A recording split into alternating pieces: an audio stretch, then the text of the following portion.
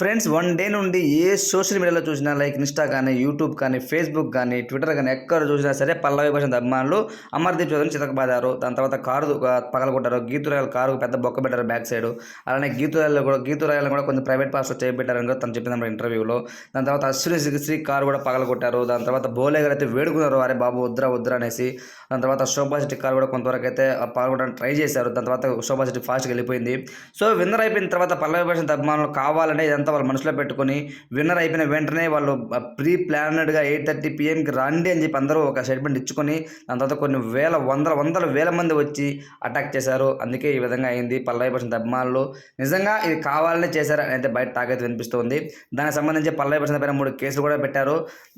అది దాని గురించి రీసెంట్గా ఒక ఇంటర్వ్యూలో అడగగా సో నాకైతే ఏం తెలియదు ఫ్రెండ్స్, నేనైతే అలా చేయలేదు, ఎవరో చేశారో అది నేను ఇంకా చూడలేదు, నన్ను ఆ దారిలో ఆపేశారు, ఒక రైతు బిడ్డను ఆపేశారు అంటూ తను మాట్లాడారనమాట. అరే బాబు, రైతు బిడ్డ అయినా ఇంకొకరైనా సరే దాడులు చేయడం తప్పు. నువ్వు నీ అభిమానులకు చెప్పాలా, చేసిందే చెత్త పని. సో మీ అభిమానులు ఆ విధంగా చేస్తున్నారు అని అంటే నాకు సంబంధం లేదంటావేంటి, నేను అట్నే పోవాలంటావేంటి? సో అది కరెక్ట్ కాదు కదా.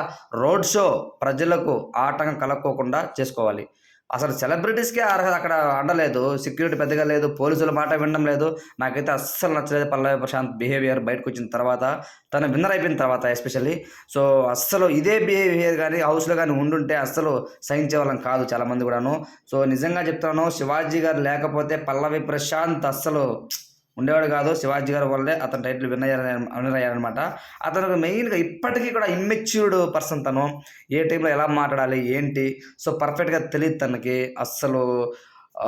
ఇంకా తను ఏదో ఒక సైకోలాగా బిహేవ్ చేస్తాడేమో అని నాకు అనిపించింది. ఎందుకంటే పల్లవి ప్రశాంత్ ఆ విధంగా మాట్లాడడం నేను అసలు నచ్చలేదు. హౌస్లో తను యాక్టింగ్ చేశాడా, నిజంగా తనకు 2 ఫేసులు ఉన్నాయా అనేది అస్సలు అర్థం కాలేదనమాట. ప్రతిసారి రైతు బిడ్డ, నేను కూడా రైతు బిడ్డనే, చాలామంది రైతు బిడ్డలే.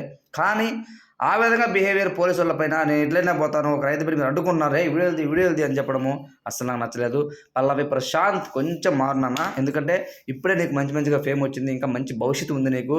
సో కాబట్టి ఎప్పుడు శివాజీ గారు లాంటి వాళ్ళు నీ వెనకాల ఉండరు. అతను బిగ్ బాస్ అతను నేర్పించిన పాఠాన్ని నువ్వు ఇక్కడ సద్వినియోగం చేసుకుని ఆ నడవాలే తప్ప మళ్ళా నీ ఒరిజినల్ క్యారెక్టర్కి పోకూడదు అనమాట. సో అది ఫ్రెండ్స్, నాకైతే అస్సలు నచ్చలేదు. మీ పాయింట్ ఆఫ్ వ్యూ ప్రకారం మీకు ఎలా అనిపించింది అతను మాట్లాడిన మాట తీరులో అనేది కామెంట్ రూపంలో తెలియచేయండి. Thanks for watching.